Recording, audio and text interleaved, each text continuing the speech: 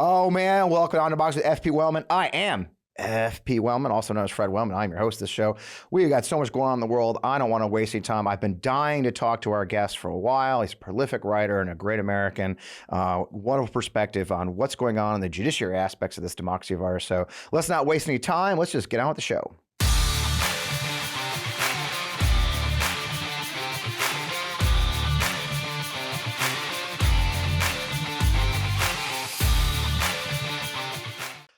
Welcome. I already said it once. I'm going to say it again. I am Fred Wellman, your host of On Democracy with FP Wellman. This is the place to be. Thank you so much for being here. There's always so much going on in the world of politics. For the last few weeks, it's been clear that the battle's moved to the courts in just every possible way. I mean, from Trump's indictment to Clarence Thomas's ridiculous corruption to the bizarre abortion pill ruling in Texas, the judiciary has taken center stage in this discussion right now. And I just really wanted to have a conversation with somebody who knows that. So I want to have a guest who knows this stuff backwards and forwards. And so I'm thrilled to welcome my friend Dennis Aftergut to the show. Dennis is a former federal prosecutor. He's argued and won cases in the Supreme Court of the United States and California as chief assistant city attorney in San Francisco in the era before Obergefell and versus Hodges. Dennis successfully defended suits brought by Pat Robertson's Legal Foundation and United Airlines, challenging the San Francisco's groundbreaking Equal Benefits Ordinance, which was a forebear of so much of what we're dealing with today, a non-discriminatory law assuring workers and domestic partners the same employment benefits as those that were afforded to straight employees who were married. I don't know. For his work, he was named California Lawyer Magazine named him the top California lawyer, graduate of Amherst College, Harvard Law. All right. And was a Wasserstein Public Interest Fellow at Harvard. There's a great bio. Dennis, welcome to the show, man. Thanks for tuning in from California. I know it's early there. I appreciate your time.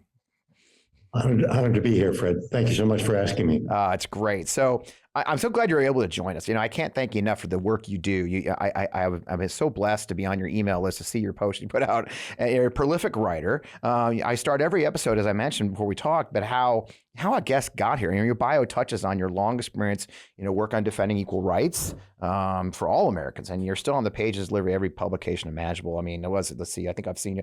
You'll laugh, Dennis. Today I opened my Facebook, and the Facebook news feed was your Hill piece about the abortion ruling going for the Supreme Court. And I opened the Bulwark, and your piece on the Jim Jordan shit show was in there. So literally, it couldn't be better timing to be in the show. Then you're being published everywhere. But in all of that, your bio touches a little bit. How did you get to this moment where you're on the front lines yourself in your own way, fighting this battle for our democracy? Fred, I said clown show. Sorry about that. I may have edited that myself. Hey, look,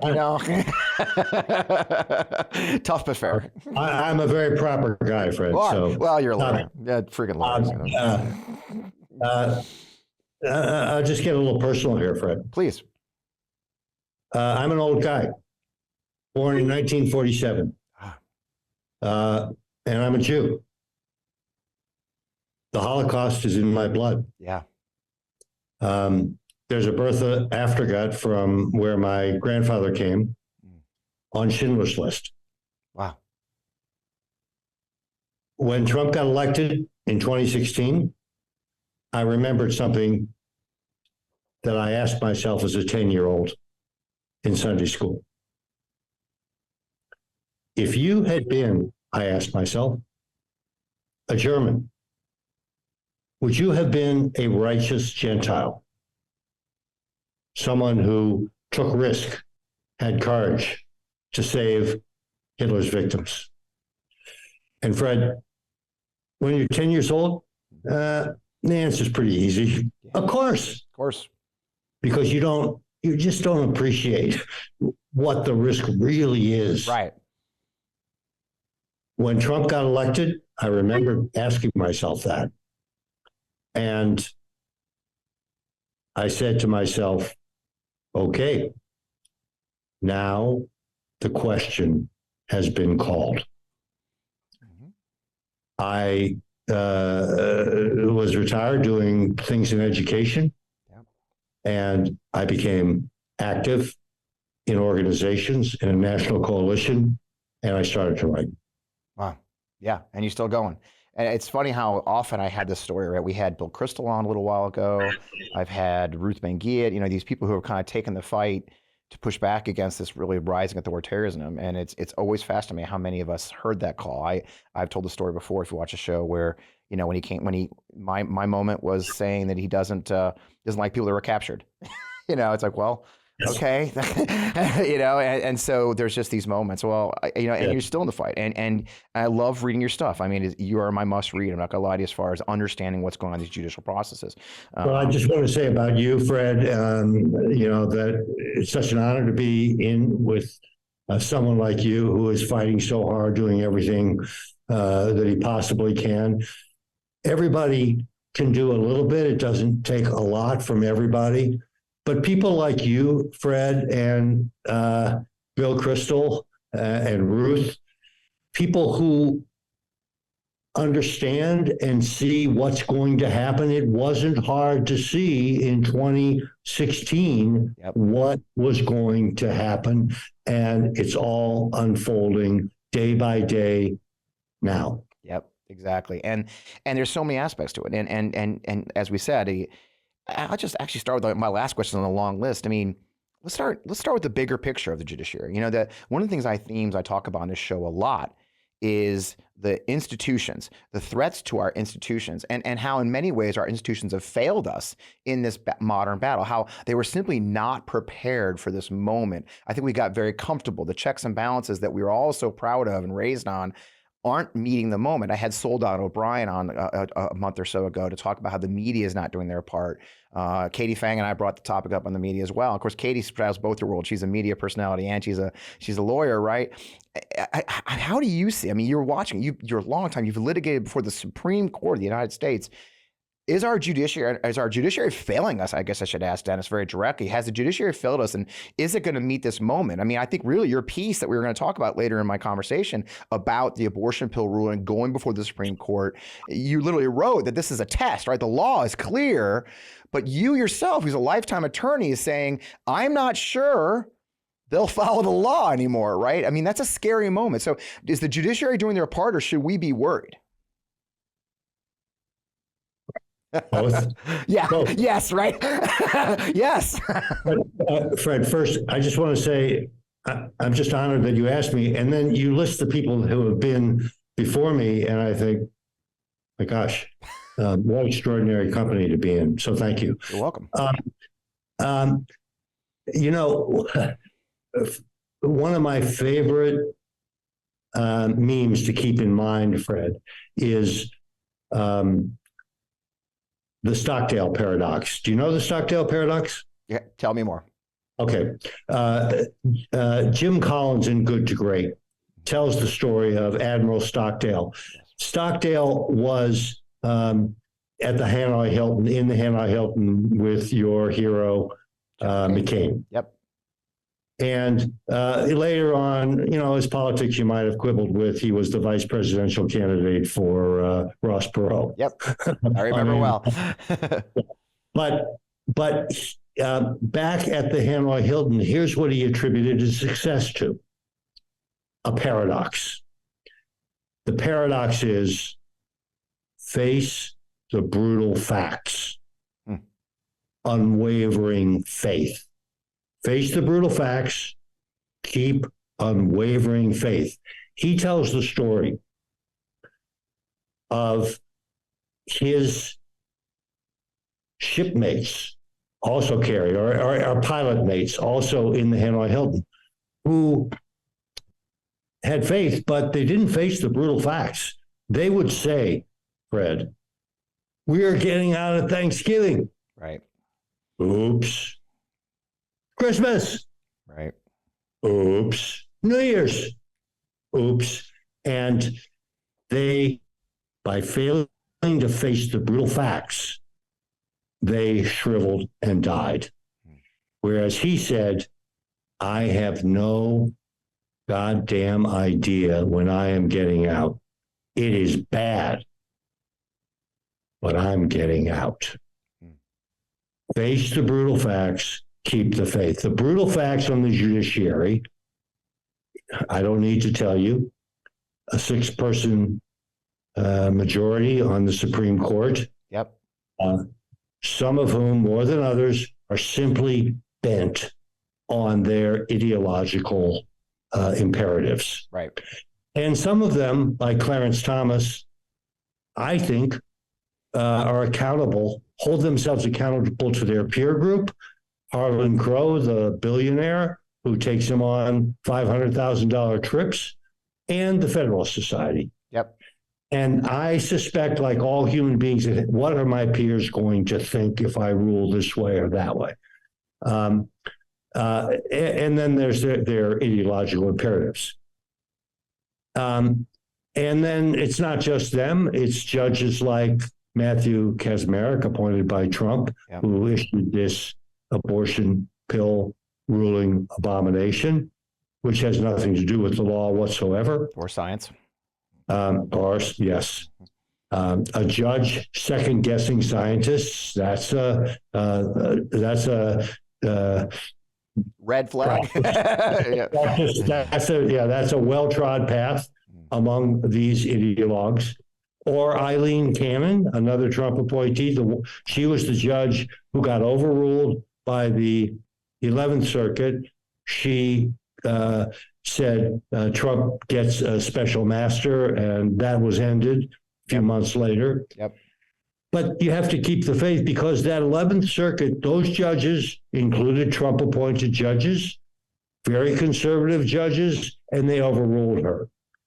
There are exceptions in the appellate courts, of course, but 60 courts across the country, state and federal, ruled against Trump in the aftermath of the 2020 election. Yeah.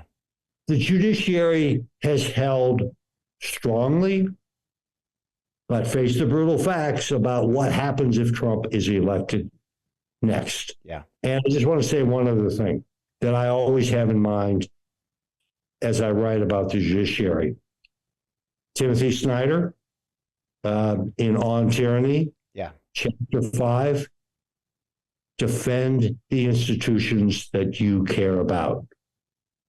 Those institutions are fragile, whatever they are. Yep. Defend them. They need people's support to stand. Yep. And that's why I turned to you. I think that's exactly, and that's kind of what we were saying. You really answered my last question, right? It's like, what can we do? How do we fight back? How do we maintain our, the battle for average Americans? And the battle is raging, bringing us back to Alvin Bragg, who of course is in the limelight right now in two different worlds, right? Number one, obviously he's dealing with Trump. We'll deal with that second. But the current thing is, the Jim Jordan road show, if you will. You said clown show. I said shit show. Let's just, Hakuna Matata, tomato. But, Jordan, of course, his antics have started immediately as soon as the indictment came down. Actually, before, threatening. They've sent out a subpoena to a former prosecutor in that office.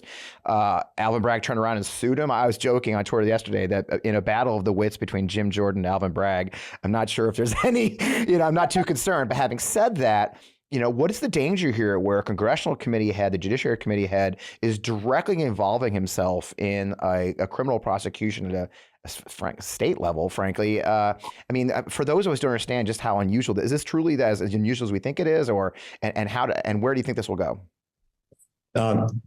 It's extraordinarily unusual.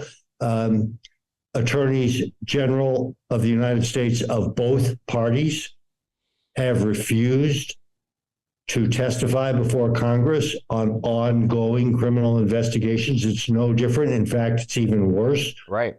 Congress trying to intrude on a state prosecutor because he's intruding on the sovereignty of a state and undermining the basis of our system of federalism. Right. So it's extremely unusual. If you want to know you can look at the dangers at the micro or the macro level. Okay. And just stop me if with any question. Nah, you're rolling. At the micro level, he's trying to do discovery for Trump. He's trying to call Mark Pomerantz, the former deputy who resigned after Bragg was not willing to go full force on the other case. They are still investigating. Right. And so if it turns out that Pomerantz does appear, he will be completely acting properly. If he refuses, that investigation is still going on. The one I was working on, I can't talk about it. Right. That would be totally proper. Yep. You could also say it proves Alvin Bragg wouldn't go for my case. I think we had Trump dead to rights. Yeah. I think we could prove him guilty. But Alvin Bragg wasn't convinced. I disagree with that. But I'll tell you what, if he thinks the case that he brought about the hush money payments and the improper false entry of business records was good enough to go, he believes that case he can prove beyond a reasonable doubt. And that's a strong case that he will prove Donald Trump guilty. Yeah. Okay, I've gotten distracted. Yeah. But one danger is that Jordan is doing criminal discovery for Trump of the kind he's not entitled to. There's a process for that. Yep. He will get his proper discovery. And I just want to also acknowledge, because you got to face brutal facts, Mark Pomerantz is angry. He doesn't feel like Bragg did right by him. It's possible he won't say the things I just said. Yeah. It's possible he'll testify if the judge says it's okay. That's the case that Bragg brought. Yeah. At the macro level, it's danger because this is just one more vial of acid corroding the foundation of our federalism, of our entire constitutional republic, crossing all kinds of lines. And that's the business of Trumpism. The business of Trumpism is corroding all the institutional constraints on a strong man like Trump wants to be. And that is why we fight. I don't want to just keep going on here. No. I have some other thoughts, but you go ahead and ask. And that's exactly it, right? It is such an erosion of those lines, and that you're right. And I quoted Ruth Ben-Ghiat's book, Strong Men. It's something she touches on in her book about this movement by authoritarians to undermine the institutions and undermine their democracy for their strength and to position themselves. And I also talk about a lot that they can't do it alone. They need people like Jim Jordan. They need these willing partners who are willing to toss aside all the norms. But I also think Jim Jordan's a fucking klutz. I mean, you said something kind of key in what you're just saying. Is like there's a very good chance Pomerantz is gonna go out there and tell him, yeah, Trump's guilty as fuck. I mean, it just seems like Jim Jordan, and you did mention, I quoted you. I love what you said. Since February, talking about Jim Jordan, since February has hosted hearings that have flopped harder than a distracted trapeze artist. I like it. A good, nice play of word, and that's exactly it. I mean, the problem is Jim Jordan as Trump's guy isn't that great, right? I mean, there's a very good chance his efforts are going to blow back in his face because people are going to go under oath, just like the Twitter hearings went so horribly awry, right? People get a vote, right? The witness gets to say something. The other members, the Democrats, who I'm really proud of the House Democrats. I'm going to say that I'm very proud of House Democrats who are handling minority extremely well. They're like, all right, well, I get a chance to argue too. And the guys at Goldman, just AOC. They're in the fight, taking it to them.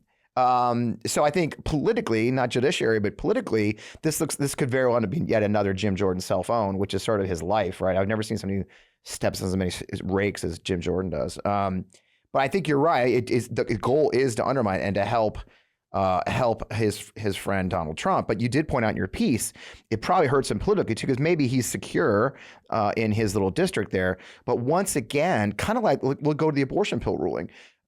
These are issues that everyone's watching, right? While they're occurring in maybe Texas, that's occurring in Ohio, or what he's doing. The entire world's watching these things and seeing what the GOP is up to. The abortion ruling. So I want to get to that because I don't want to lose you when I have the chance to talk to you about this. For those of us who are, Fred, I just can't control myself because you've put your finger on just the key point. Jim Jordan's brand, he's proved it, he's established it, is faceplant. And he has face planted all the way through these hearings. Right. And the point that you've put your finger on is keep the faith and keep defending the institutions, because those Democrats are there because people keep the faith and they work and they support. And the other nail that you hit right on the head is that we can lament things like gerrymandering. You mentioned how secure he is. Yep. Well, there's a backfire here. Yep. I call it a silver lining. Yep. And that is, he's so secure, he will follow Trump to the ends of the earth. And the broad mainstream that we saw vote in contested elections across the country in November 2022, and that we saw getting to abortion in Wisconsin at Janet Protasewicz's election.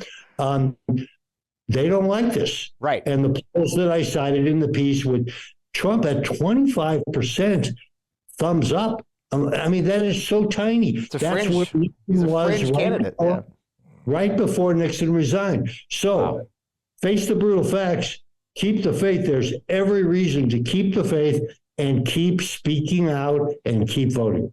Oh, brilliant. And you're right, because people are, you're nailing it. People are seeing it, and it's driving turnout. You know, we say it a lot here on the show. I had you'll love this, you'll appreciate. I had a conversation with some political professionals. I'll leave it at that. And they were telling me how damaged the Democratic brand is. I'm like, you mean the ones who hold the White House and the Senate, and barely in my very damaged, clearly. But they were saying how this campaign I was working on, we need to make sure we were appealing to independents and Republicans, right? I said no. And they looked at me like I was nuts. Like, well, yeah, you do. I said, no, I don't. I really don't have to. Because if Democrats show up, if Democrats are created, if Gen Z, which will be somewhat, the numbers are not 2.5 million more Gen Z voters by 2024. If we continue to motivate our base and our base shows up, we will win, right? It's not, there aren't enough people. There's not enough people voting. And these actions and these activities by the national GOP are firing them up from every age, not just Gen Z, right? So, I mean, I'm not here to turn on. But again, Fred, you nailed it. There's a piece in the Washington Post today about the massive increase of youth voters in that Wisconsin election. And, you know, Judge Janet won by 11%. That's not a landslide. That's an earthquake in Wisconsin where elections are won by 1 point. It's just so evenly divided among voters. And you just see all these signs. The GOP understands. Kellyanne Conway said something on Fox News the other day. Scott Walker. They know they're in trouble. They know.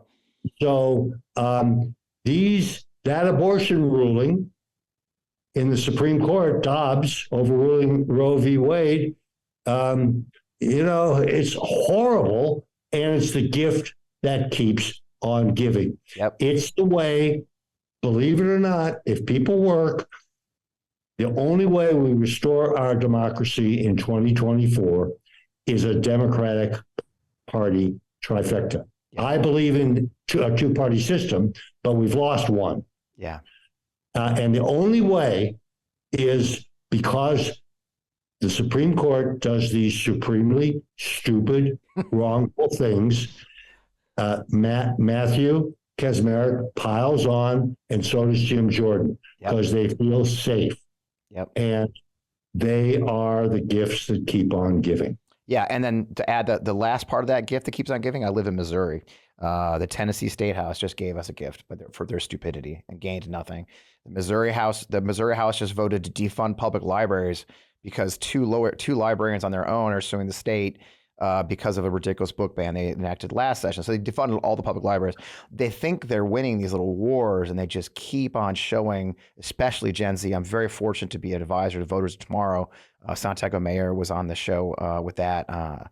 Victor Shee, if you see him on Twitter, I think I'm going to be joining him this week on his show. You know, the Gen Zers are seeing it. I was just in Virginia visiting my kids, my two Gen Z kids, and they knew all. They're read. These aren't political kids. They're read in. You're right. So the tide is turning. You're right. The fact that Scott Walker's freaking out, Kellyanne Conway's freaking out. It was Victor Shee who first tweeted about the young people showing in the Wisconsin election. So you're talking to Yeah, he's people. a good kid. It's funny, these Really, kids, really good. I get so inspired talking to them. And your point about Tennessee, again, who was it that drove that? The young people who are finally saying enough, enough. And that drove the Republicans crazy. Yep. They go and do the stupid thing that the whole world watches. Yep. And then they have to back down. They stay silent when the legislator is replaced, Reinstated. Yep. Yeah, reinstated, and he walks in with his fist up because young people came out to the streets because of the idiocy of Republican gun policy. You are so right. Going back, and it's, something you said is really key. I was looking at your bio, and it really takes me back to, you're a boomer, right? You're part of the civil rights movement, the original one. I'm positive of it. Reading your bio, what you did in San Francisco to fight for the rights of our LGBTQ community, you were part of it. I mean, how do you feel? I mean, you're in your 70s. You're the OG civil rights, right? Are you seeing that movement amongst this new generation, this Gen Z generation? I mean, does it have echoes of the past for you, or are you seeing the same kind of movement? And of course, we know the land change, the huge landscape changes that come in. Are you seeing that now, Dennis, in your perspective of being there from the beginning? Yes, I think that just what you said about Tennessee, and let me draw a connection. Yeah. I came of age in the Vietnam War. Yep. And there was a massive youth movement. Yeah. What fueled the youth movement, Fred? Anger. Yes. And anger comes from personal injury. You're absolutely injustice. right. Actually, my therapist tells me that, by the way, Dennis. Fred, your anger is based on injustice. Like, well, I'm just pissed, but either way. But yeah, a perceived injustice drives anger. And what was the personal injury? Yeah. It, for some, and I'm proud to say I'm among them because I carry the Holocaust with me. Yeah. But for some, justice, just like you. Yep. For the mass threat, the threat of being drafted. Mm-hmm. That's why Nixon ended the draft, because to end the youth movement. Yeah. And he was pretty successful. Not with me, wasn't, but with most people. Yeah. And now here's the connection, Fred. Why are those young people acting in Tennessee? Anger, the threat. They're being threatened by gun violence. They're being threatened by their personal safety. Mm-hmm. Same thing. And this is where to keep the faith about the stupid things that those Republican legislators do. Yep. They are so into their own mindset, their own bubble, that they, it's political jujitsu. They step right into the trap. Yep. And activate all those young people who will vote in 2024, just like you said, just like your kids. Yep. Yep. And they're motivated, and they're seeing it. And there's a failure lack of understanding of what community means to this generation compared to when we were growing. Even you're a few years older than I am, but my community was as far as I could ride my bike in Kirkwood, Missouri, right? But these kids have an international, global community. My own son, I've told the story. I don't know if I told in the show. Matt, correct me, I'm sure. But I tell a story often of my son who was 8. I remember him one day laughing and being crazy in his room. I bust into his bedroom, like, "What are you doing?" And he's on Xbox Live with his friend in Germany. His community was a kid in Germany his age playing video games with them. That they have a larger, a more global connected community than we can ever imagine, and it's playing out right in politics. And you're right, this generation. I mean, there's no bigger irony, right? Let's talk about the irony of this movement, this conservative movement. They're defunding public libraries. In Texas, where a judge voted that books need to go back in the library, the Texas legislature, I believe, is trying to get rid of the actual library where those books are going. Do you know what is this? Like, all the world's fucking information, like almost all the information ever found in the world is on this device in my goddamn pocket. And they're trying to fight kids from seeing books, right? And the stupidity of it is almost mind-boggling, right? So all they're doing is creating ammunition for their opponents. Now, go into that ammunition for opponents. Something I talked about in last week's show is, you get it, is, look, Alvin Bragg filed 34 felony charges. I'm not a lawyer. I'm just hearing 34 felony charges and going, shit, right? And the pundits are all out saying, oh, well, I'm sure you wrote a piece about it. Oh, this is not a big deal. Oh, it is a big deal. It depends on whose side you fall on. Even our own side, our progressive friends are saying, oh, this is weak. But I'm saying the average American just hears 34 felony charges, right? And more to come. I mean, do you think there's I mean, I really loved your piece where you actually wrote out you did the opening argument on your left.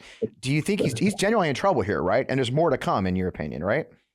I totally believe so, because first of all, thank you for referring to the opening argument. That was one of my favorites. I love that piece. That was one of my favorites you've written. I could rechannel actually being in the courtroom, and there's so much drama in a courtroom. Yeah. And just for 1 second, I'll say, it would be so much fun to argue that case, because essentially it's right there. Trump got himself elected by hiding the truth from the American people. That's not the crime. The crime is in the false entries, but that doesn't matter. Juries will understand why this case really matters, because everything that followed with Trump was because he did that. Right. Right when he was the most vulnerable with the grabbed by the P, the Access Hollywood tape. Yep.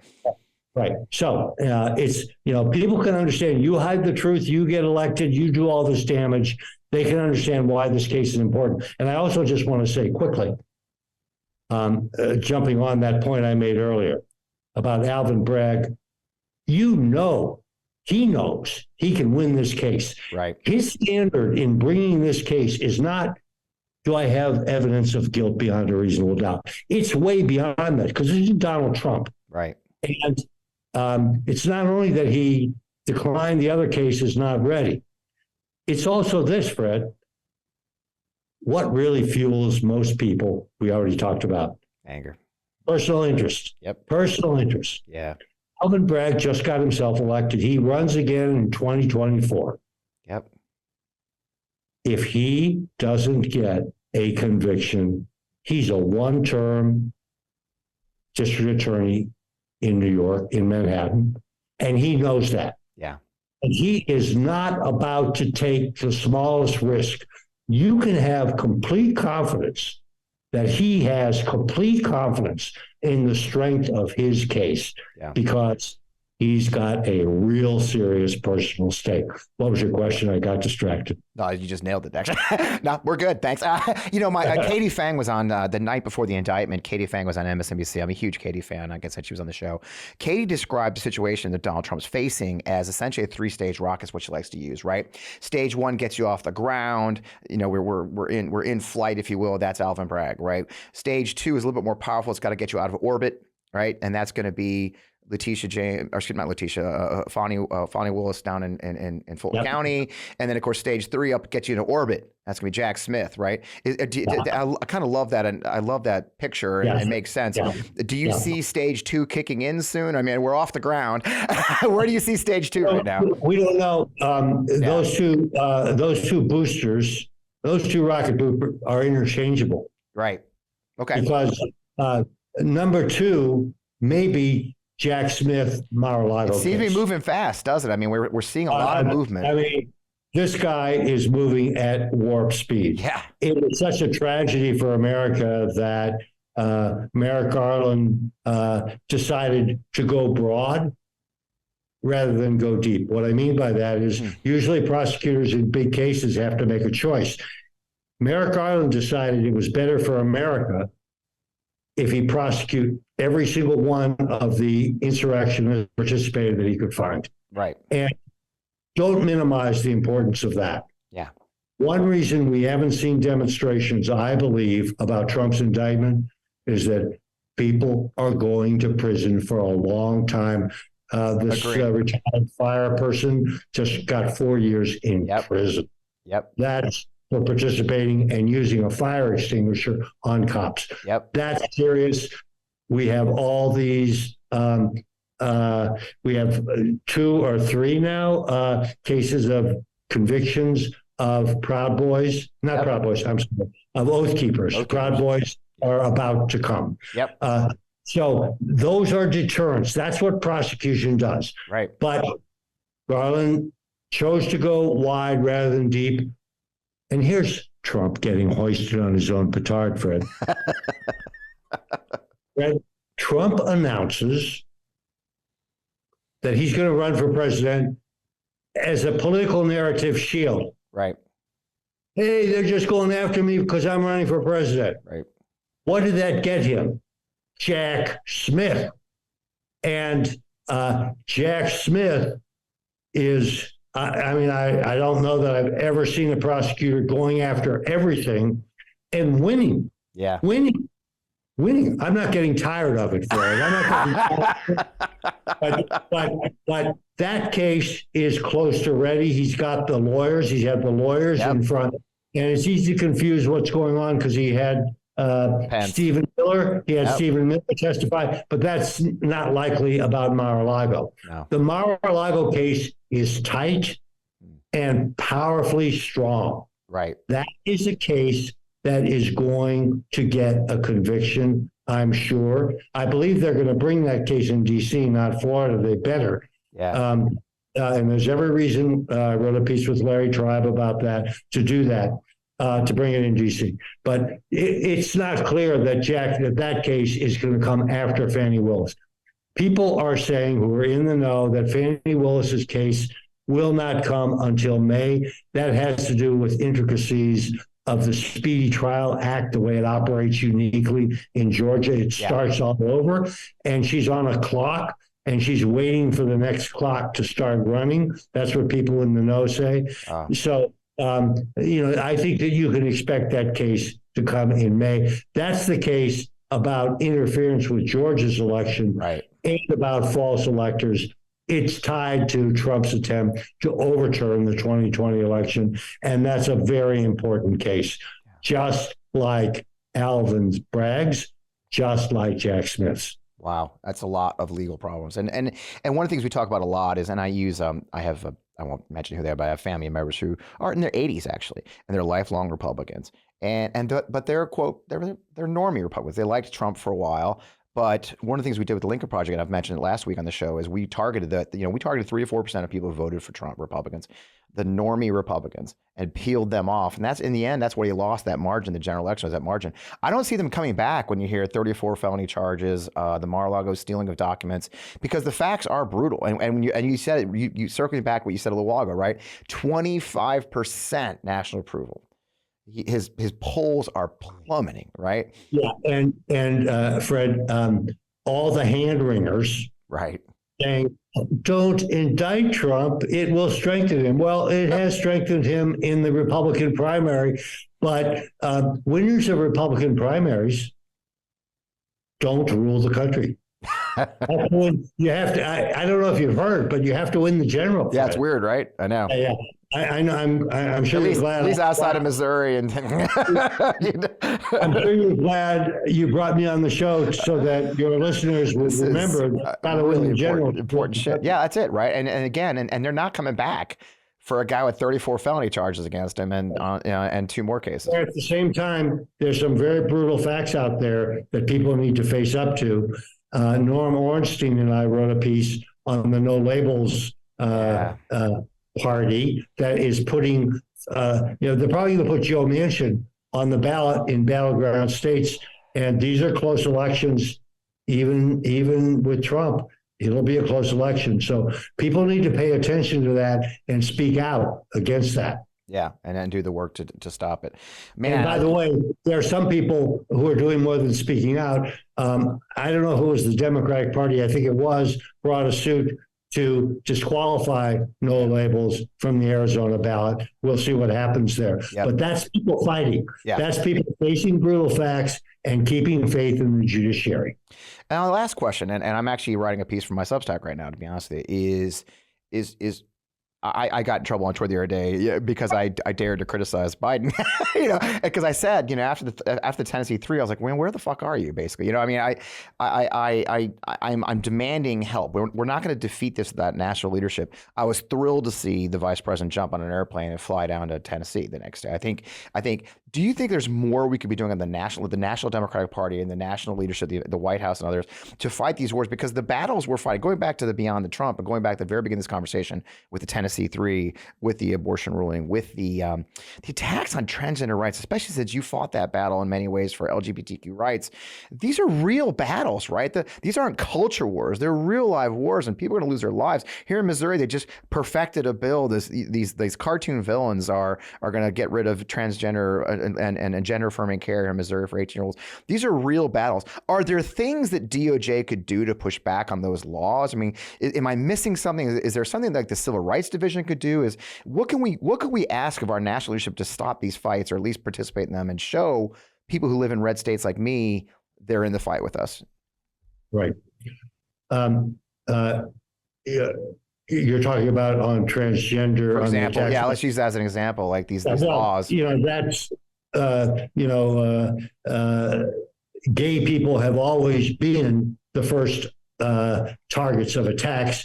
They are, it's the wrong metaphor, but the attacks on them are canaries in the coal. I agree. It's easy target. So it's very, very important that people draw the line right away before the contagion spreads, to mix metaphors.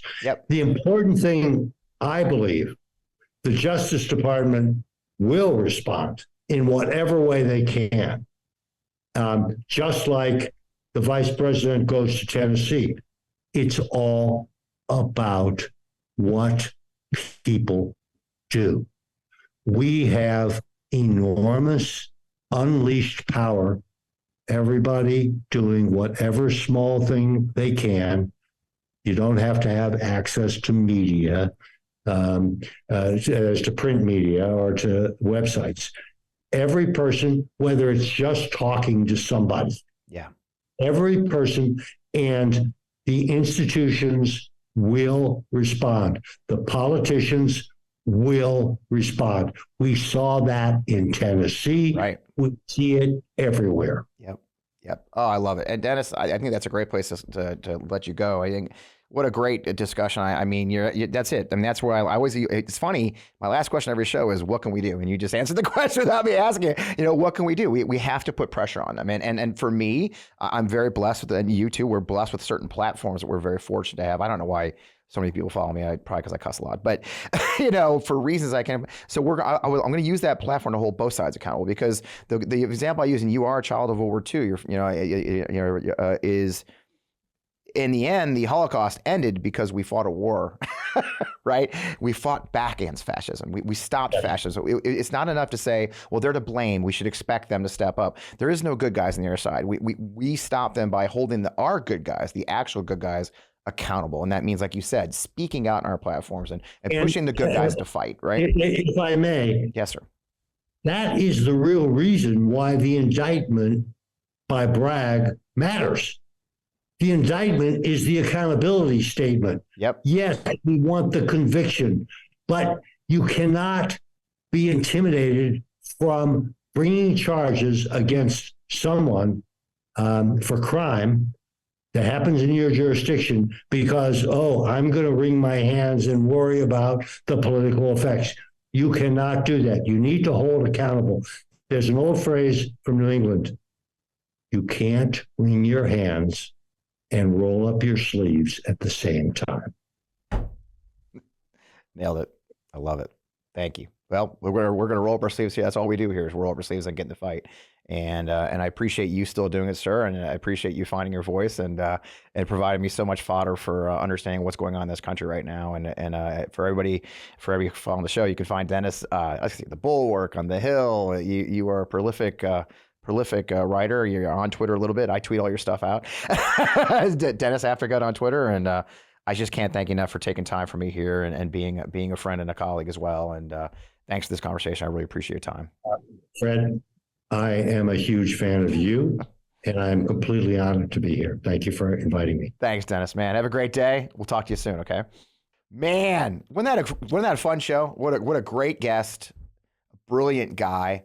If you're not following his stuff, he is at Dennis Aftergut on Twitter's, but he's not on there. He just monitors. He'll see you. But I tweet out all of his columns every day. He's a prolific writer. He writes with some of the smartest people out there. He heard Larry Tribe and others. He's just what a wonderful national treasure that Dennis Aftergut is. So I'm just thrilled to have him. As closing notes, our new Substack community is really taking off. I mean, I'm excited about it. I was hoping it would, but here we are. People are signing up and they're doing they're interacting. They're sending me notes. Now Substack's launched their notes platform, which was what made Twitter so mad at them. It's a terrific place to interact. If you're not on Substack, you can join for free and you'll get a lot of the content. I'm putting out all of it this month for free. We will do a little paywall for some really exclusive content starting at the end of this month. I'm very excited about it. I'm setting up a Zoom with a friend who's an actress who's famous, and you get to see that if you're a paying subscriber. So I would be just so privileged and honored if you considered joining as a paid subscriber or just joining as a subscriber. It's free. It's at fpwellman.substack.com. fpwellman.substack.com. Please join. I really appreciate it. As always, you can find me on Twitter at @fpwellman. I'm causing trouble again. Official Instagram is fpwellmanofficial. I mean, put pictures of my hikes and stuff on there. The podcast is available on Democracy Pod on Twitter and on YouTube. If you haven't found us already, it's On Democracy Podcast is the YouTube handle. I think you're going to see this show in some new places. I hope so. It'll be kind of exciting if you do. We're really excited about some partnerships we're developing and some new content we're developing. The guests I've got lined up, y'all. Holy crap. I have the coolest guests lined up in the next month or so. You're going to love it. I'm thrilled to have you here. Please hit like, subscribe, share, be a part of our community on the Substack, and just keep on going. Before I let you go, of course, I have to mention our friends at Vi Media. Vi Media has been a great partner. We've been working together now, I guess 6 months now, right, Matt? Over 6 months. And they've been good friends and mentoring me a little bit on how to run this thing and sponsoring the show. They're a digital marketing partner based right here in St. Louis with a national footprint. It's VIE.media on the internet. Again, Vi Media. Check them out if you get a chance. I just appreciate their partnership. As always, you can find me on the internet. You'll find me on Substack. I got a new piece coming out today. Hopefully I finish it. Life is great. Spring is in the air. Got the guns out. I'm telling you, you can't be a better time to be alive. We are in the fight. America is standing up. We're pushing back against authoritarianism. We're pushing back against the madness that has become the Republican Party. I'm so thrilled to be in the fight with you every day. And thanks for joining On Democracy with Fred Wellman.